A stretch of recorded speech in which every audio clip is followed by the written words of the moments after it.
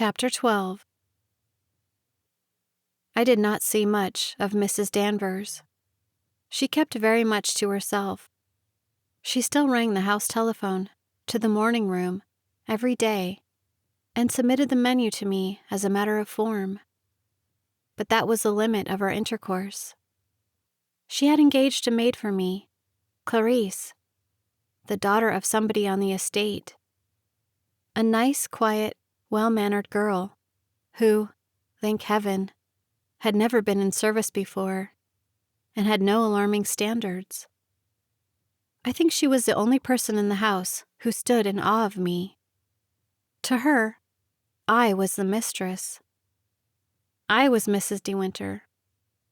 The possible gossip of the others could not affect her.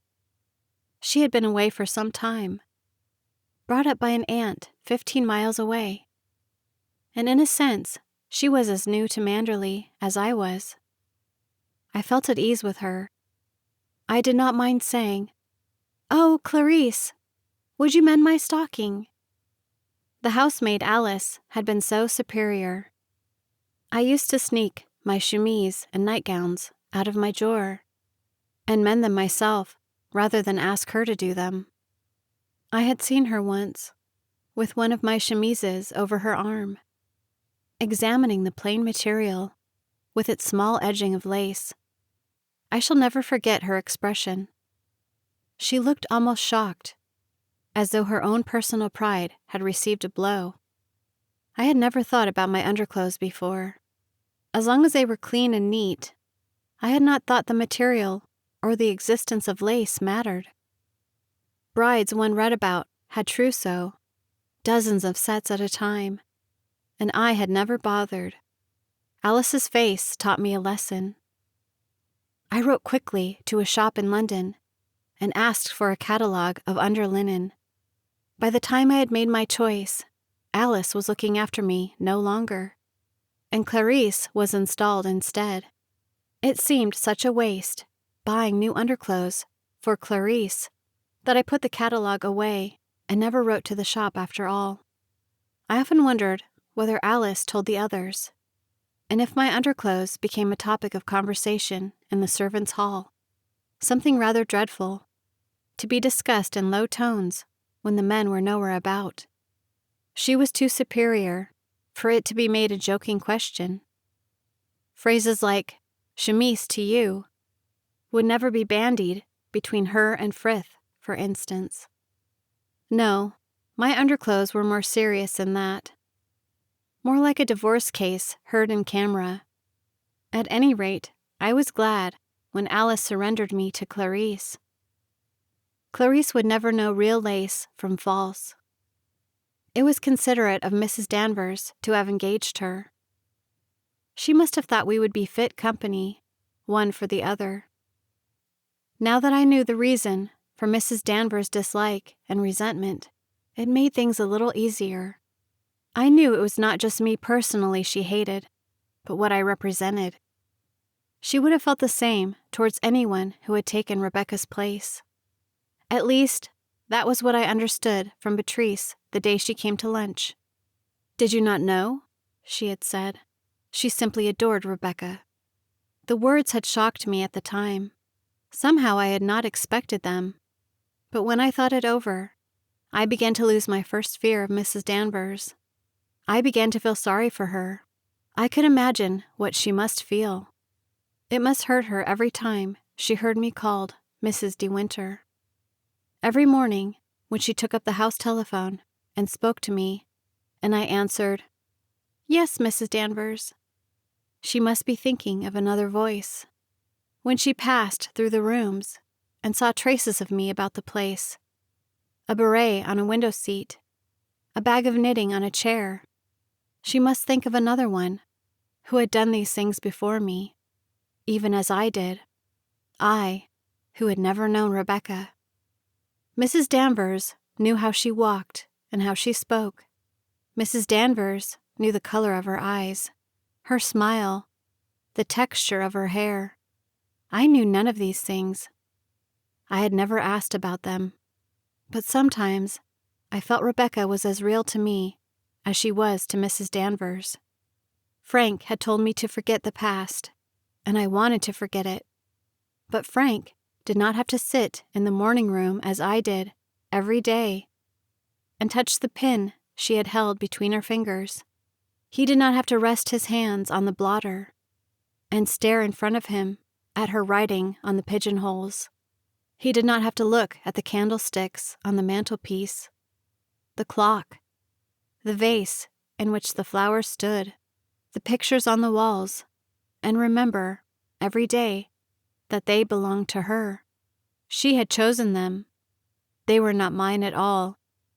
Frank did not have to sit at her place in the dining room, hold the knife and fork that she had held, drink from her glass. He did not throw a coat over his shoulders, which had been hers, nor find her handkerchief in the pocket. He did not notice every day, as I did, the blind gaze of the old dog in its basket in the library, who lifted its head when it heard my footstep, the footstep of a woman, and sniffing the air, drooped its head again, because I was not the one she sought. Little things, meaningless and stupid in themselves, but they were there for me to see, for me to hear, for me to feel. Dear God, I did not want to think about Rebecca. I wanted to be happy, to make Maxim happy, and I wanted us to be together. There was no other wish in my heart but that. I could not help it if she came to me in thoughts, in dreams. I could not help it if I felt like a guest in Manderley, my home, walking where she had trodden, resting where she had lain. I was like a guest, biding my time, waiting for the return of the hostess. Little sentences, little reproofs reminding me every hour, every day. Frith, I said, coming into the library on a summer morning, my arms full of lilac. Frith, where can I find a tall vase for these? They are all too small in the flower room. The white alabaster vase in the drawing room was always used for the lilac, madam. Oh, wouldn't it be spoiled? It might get broken. Mrs. De Winter always used the alabaster vase, madam. Oh, I see. Then the alabaster vase was brought for me, already filled with water, and as I put the sweet lilac in the vase and arranged the sprigs one by one, the mauve warm scent filling the room, mingling with the smell of the new-mown lawn outside, coming from the open window, I thought, Rebecca did this. She took the lilac, as I am doing, and put the sprigs one by one in the white vase. I am not the first to do it. This is Rebecca's vase. This is Rebecca's lilac. She must have wandered out into the garden as I did, in that floppy garden hat that I had seen once at the back of the cupboard in the flower room, hidden under some old cushions, and crossed the lawn to the lilac bushes, whistling perhaps, humming a tune, calling to the dogs to follow her, carrying in her hands the scissors that I carried now. Frith, could you move that bookstand from the table in the window, and I will put the lilac there? Mrs. De Winter always had the alabaster vase on the table behind the sofa, madam. Oh, well, I hesitated, the vase in my hands, Frith's face impassive. He would obey me, of course, if I said I preferred to put the vase on the smaller table by the window. He would move the bookstand at once. All right, I said. Perhaps it would look better on the larger table. And the alabaster vase stood, as it had always done, on the table behind the sofa. Beatrice remembered her promise of a wedding present. A large parcel arrived one morning, almost too large for Robert to carry. I was sitting in the morning room, having just read the menu for the day.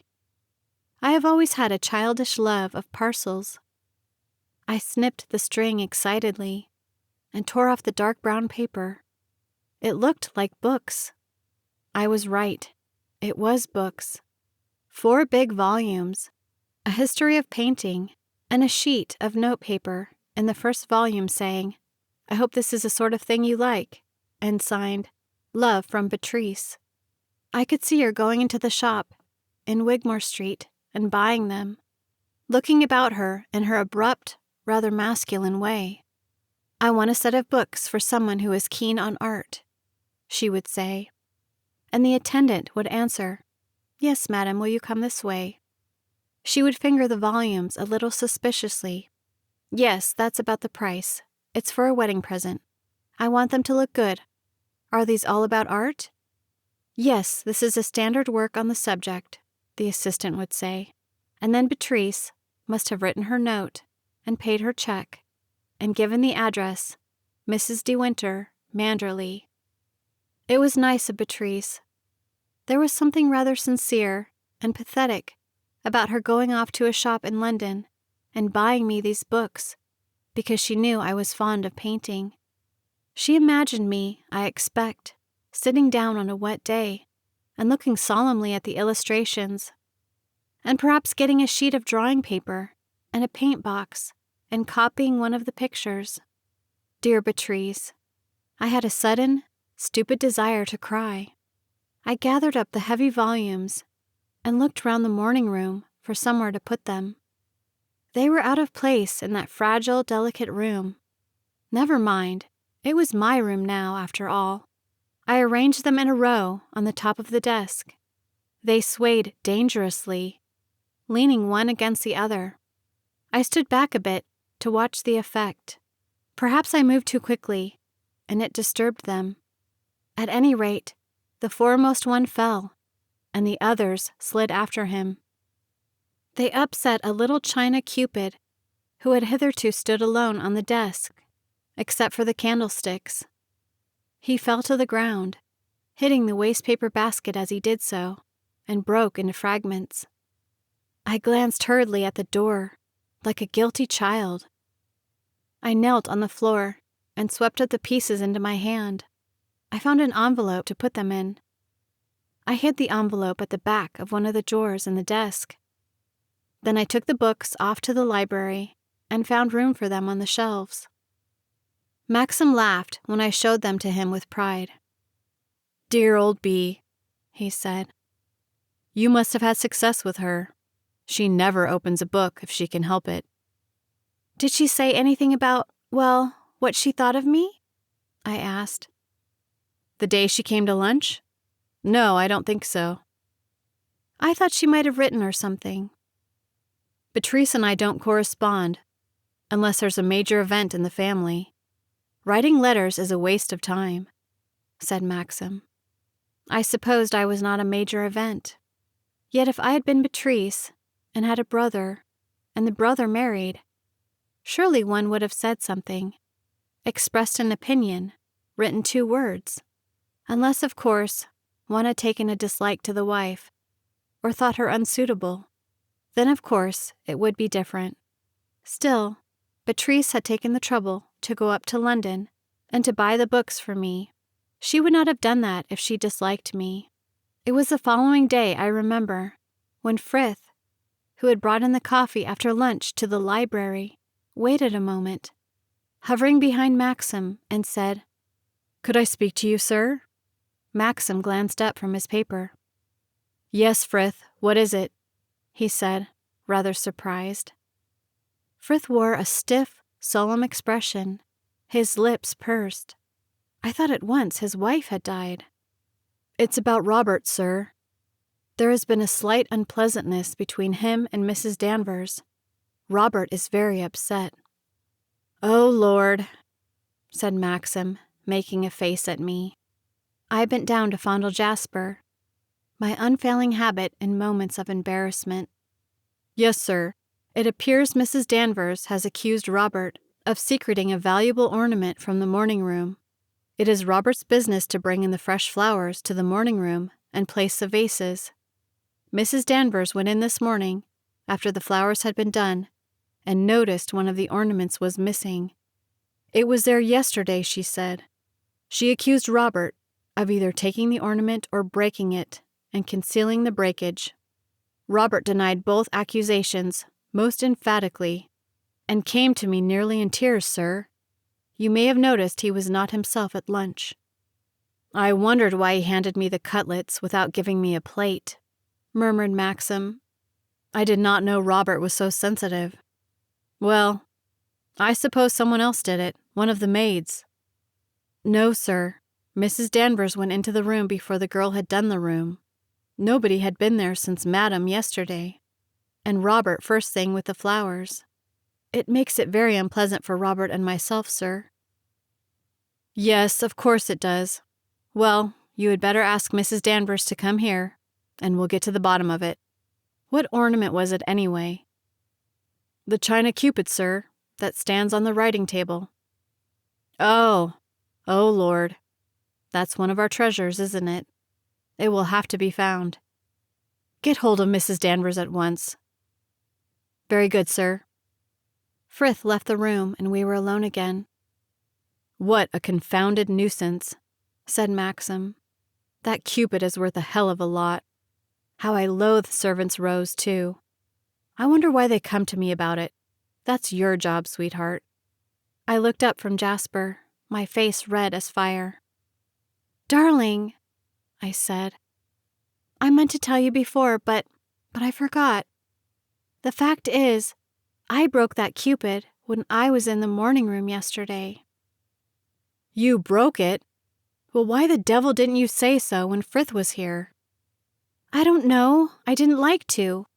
I was afraid he would think me a fool. He'll think you much more of a fool now. You'll have to explain to him and Mrs. Danvers. Oh, no, please, Maxim, you tell them. Let me go upstairs.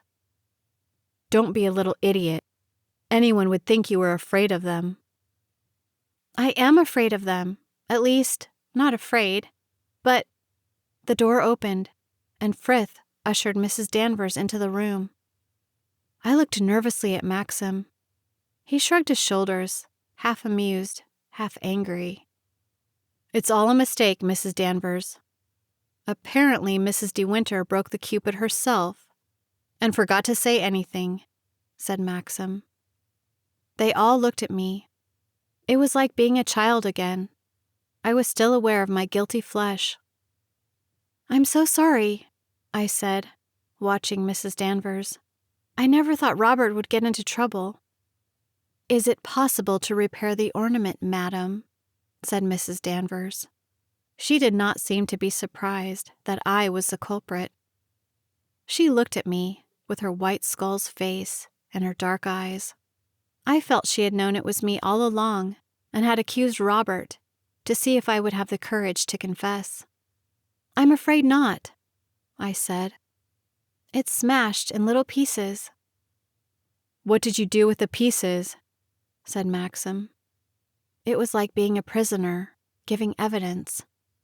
How paltry and mean my actions sounded, even to myself. I put them all into an envelope, I said. Well, what did you do with the envelope? Said Maxim, lighting a cigarette. His tone a mixture of amusement and exasperation.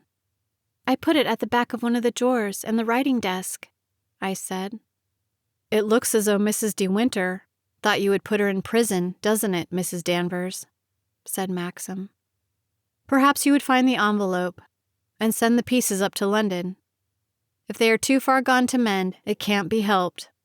All right, Frith. Tell Robert to dry his tears. Mrs. Danvers lingered when Frith had gone. I will apologize to Robert, of course, she said. But the evidence pointed so strongly to him. It did not occur to me that Mrs. De Winter had broken the ornament herself.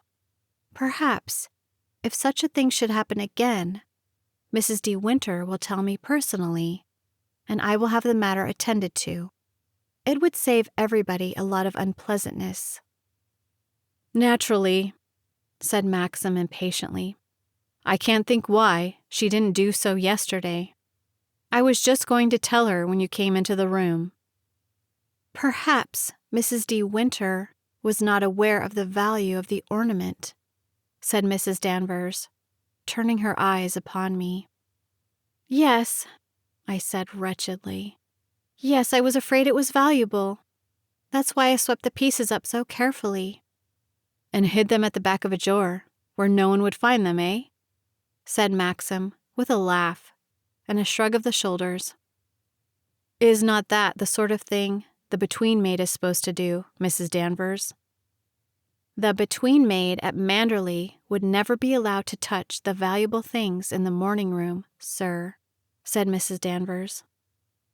"No, I can't see you letting her," said Maxim. "It's very unfortunate," said Mrs. Danvers. "I don't think we have ever had any breakages in the morning room before. We were always so particular. I've done the dusting in there myself since last year. There was no one I could trust. When Mrs. De Winter was alive, we used to do the valuables together." "Yes, well, it can't be helped," said Maxim. "All right, Mrs. Danvers." She went out of the room, and I sat on the window seat, looking out of the window. Maxim picked up his paper again. Neither of us spoke. "I'm awfully sorry, darling," I said, after a moment. "It was very careless of me. I can't think how it happened. I was just arranging those books on the desk to see if they would stand, and the Cupid slipped." "My sweet child, forget it. What does it matter?" "It does matter. I ought to have been more careful. Mrs. Danvers must be furious with me." "What the devil has she got to be furious about? It's not her bit of china." "No, but she takes such a pride in it all. It's so awful to think nothing in there has ever been broken before. It had to be me." "Better you than the luckless Robert." "I wish it had been Robert. Mrs. Danvers will never forgive me." "Damn Mrs. Danvers," said Maxim. "She's not God Almighty, is she? I can't understand you. What do you mean by saying you are afraid of her?" "I did not mean afraid exactly. I don't see much of her. It's not that. I can't really explain." "You do such extraordinary things," said Maxim. "Fancy not getting hold of her when you broke the thing and saying, 'Here, Mrs. Danvers, get this mended.' She'd understand that. Instead of which you scrape up the remains in an envelope and hide 'em at the back of a drawer, just like a between maid, as I said, and not the mistress of a house." "I am like a between maid," I said slowly. "I know I am, in lots of ways. That's why I have so much in common with Clarice. We are on the same sort of footing, and that's why she likes me. I went and saw her mother the other day. Do you know what she said? I asked her if she thought Clarice was happy with us, and she said, 'Oh yes, Mrs. De Winter, Clarice seems quite happy.' She says, 'It's not like being with a lady, Mum. It's like being with one of ourselves.' Do you suppose she meant it as a compliment or not?" "God knows," said Maxim. "Remembering Clarice's mother, I should take it as a direct insult. Her cottage is generally a shambles and smells of boiled cabbage. At one time she had 9 children under 11, and she herself used to patter about in that patch of garden with no shoes and a stocking round her head. We nearly gave her notice to quit. Why Clarice looks as neat and clean as she does, I can't imagine." "She's been living with an aunt," I said, feeling rather subdued. "I know my flannel skirt has a dirty mark down the front, but I've never walked barefoot with a stocking round my head." I knew now why Clarice did not disdain my underclothes as Alice had done. "Perhaps that's why I prefer calling on Clarice's mother to calling on people like the bishop's wife," I went on. "The bishop's wife never said I was like one of themselves." "If you wear that grubby skirt when you call on her, I don't suppose she does, said Maxim. Of course I didn't call on her in my old skirt. I wore a frock, I said. And anyway, I don't think much of people who just judge one by one's clothes. I hardly think the bishop's wife cares twopence about clothes, said Maxim, but she may have been rather surprised if you sat on the extreme edge of the chair and answered yes and no, like someone after a new job, which you did the only time we returned a call together. I can't help being shy. I know you can't, sweetheart, but you don't make an effort to conquer it. I think that's very unfair, I said. I try every day. Every time I go out or meet anyone new, I'm always making efforts. You don't understand. It's all very well for you. You're used to that sort of thing. I have not been brought up to it. Rot, said Maxim. It's not a question of bringing up, as you put it. It's a matter of application. You don't think I like calling on people, do you? It bores me stiff, but it has to be done in this part of the world. We're not talking about boredom, I said. There's nothing to be afraid of in being bored. If I was just bored, it would be different. I hate people looking me up and down as though I were a prize cow. Who looks you up and down? All the people down here, everybody. What does it matter if they do? It gives them some interest in life. Why must I be the one to supply the interest and have all the criticism? Because life at Manderley is the only thing that ever interests anybody down here. What a slap in the eye I must be to them then. Maxim did not answer. He went on looking at his paper. What a slap in the eye I must be to them, I repeated. And then, I suppose that's why you married me, I said. You knew I was dull and quiet and inexperienced, so that there would never be any gossip about me. Maxim threw his paper on the ground and got up from his chair. What do you mean? He said. His face was dark and queer, and his voice was rough, not his voice at all. I don't know, I said, leaning back against the window. I don't mean anything. Why do you look like that? What do you know about any gossip down here? He said. I don't, I said, scared by the way he looked at me. I only said it because of something to say. Don't look at me like that. Maxim, what have I said? What's the matter? Who's been talking to you? He said slowly. No one at all. Why did you say what you did? I tell you, I don't know. It just came to my head. I was angry, cross. I do hate calling on these people.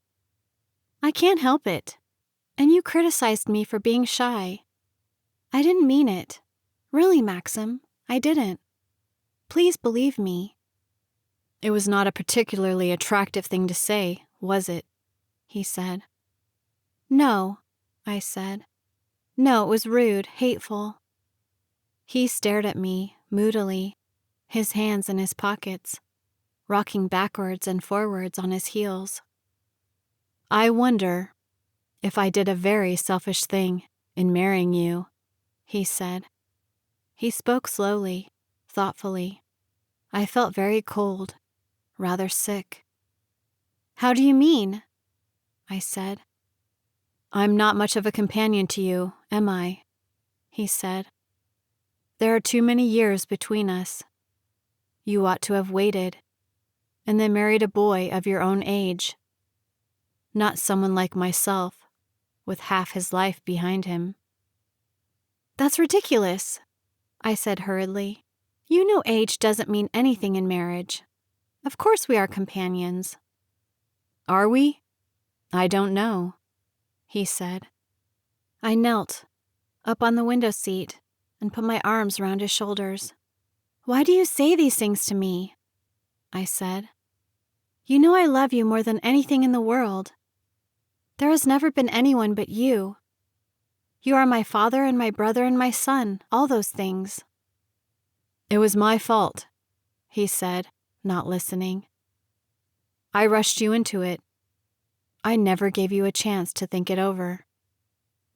"I did not want to think it over," I said. "There was no other choice. You don't understand, Maxim. When one loves a person—" "Are you happy here?" he said, looking away from me, out of the window. "I wonder sometimes. You've got thinner, lost your color." "Of course I'm happy," I said. "I love Manderley. I love the garden. I love everything. I don't mind calling on people. I just said it to be tiresome. I'll call on people every day if you want me to. I don't mind what I do. I've never for one moment regretted marrying you. Surely you must know that." He patted my cheek in his terrible absent way and bent down and kissed the top of my head. "Poor lamb. You don't have much fun, do you? I'm afraid I'm very difficult to live with." "You're not difficult," I said eagerly. "You are easy, very easy. Much easier than I thought you would be. I used to think it would be dreadful to be married, that one's husband would drink, or use awful language, or grumble if the toast was soft at breakfast, and be rather unattractive altogether. Smell, possibly. You don't do any of those things." "Good God, I hope not," said Maxim, and he smiled. I seized advantage of his smile. I smiled too, and took his hands and kissed them. "How absurd to say we are not companions," I said. "Why, look how we sit here every evening, you with a book or a paper, and me with my knitting. Just like cups of tea, just like old people, married for years and years. Of course we are companions. Of course we are happy. You talk as though you thought we had made a mistake. You don't mean it like that, do you, Maxim? You know our marriage is a success. A wonderful success." "If you say so, then it's all right," he said. "No, but you think it too, don't you, darling? It's not just me? We are happy, aren't we? Terribly happy?" He did not answer. He went on staring out of the window while I held his hands. My throat felt dry and tight, and my eyes were burning. Oh God, I thought, this is like two people in a play. In a moment the curtain will come down.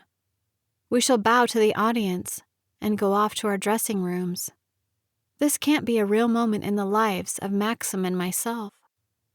I sat down on the window seat and let go of his hands. I heard myself speaking in a hard, cool voice. "If you don't think we are happy, it would be much better if you would admit it. I don't want you to pretend anything.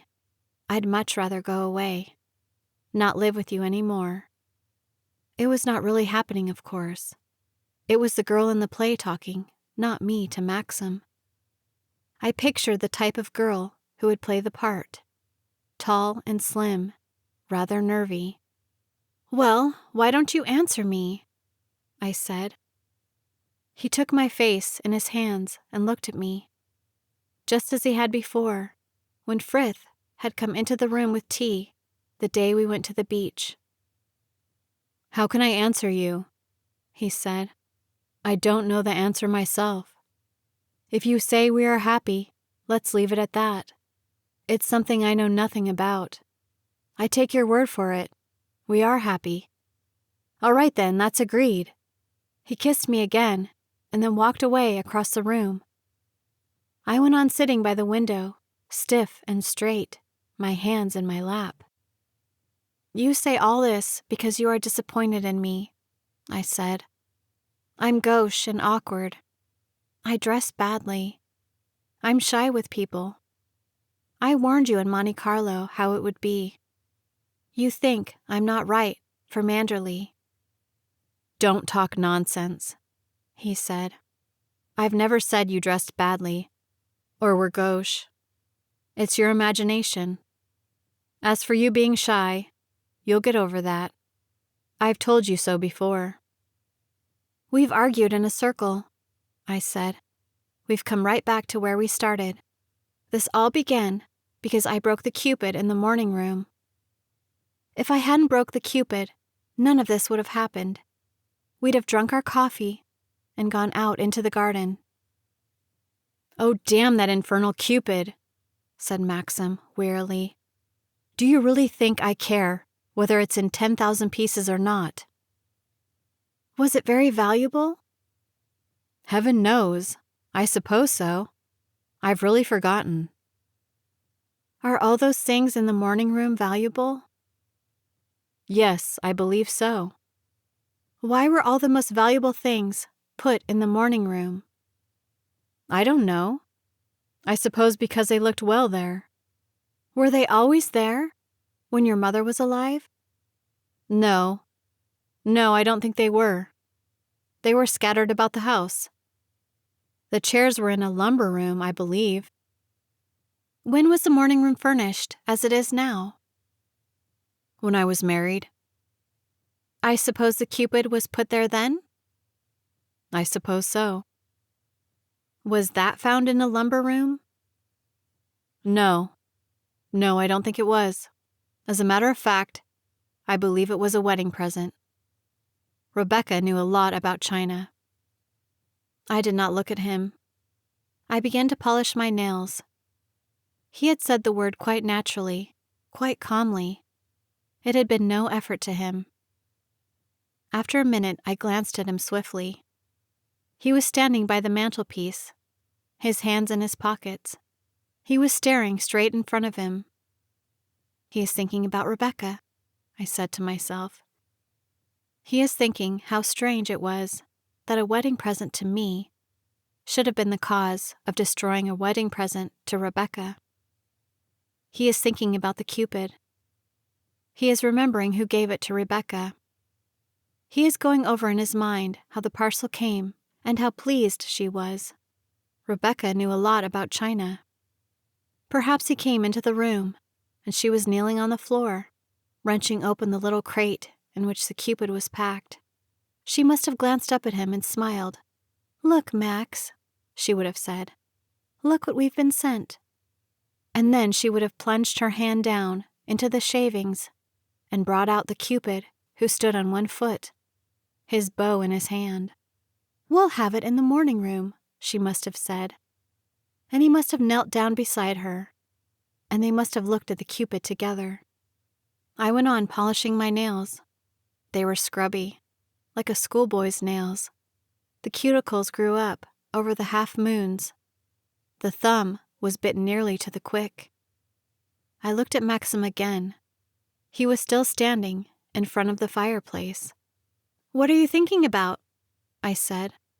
My voice was steady and cool, not like my heart thumping inside me, not like my mind, bitter and resentful. He lit a cigarette, surely the 25th that day, and we had only just finished lunch. He threw the match into the empty grate. He picked up the paper. "Nothing very much, why?" he said. "Oh, I don't know," I said. "You look so serious, so far away." He whistled a tune absently, the cigarette twisting in his fingers. "As a matter of fact, I was wondering if they had chosen the Surrey side to play Middlesex at the Oval," he said. He sat down in the chair again and folded the paper. I looked out of the window. Presently Jasper came to me and climbed on my lap.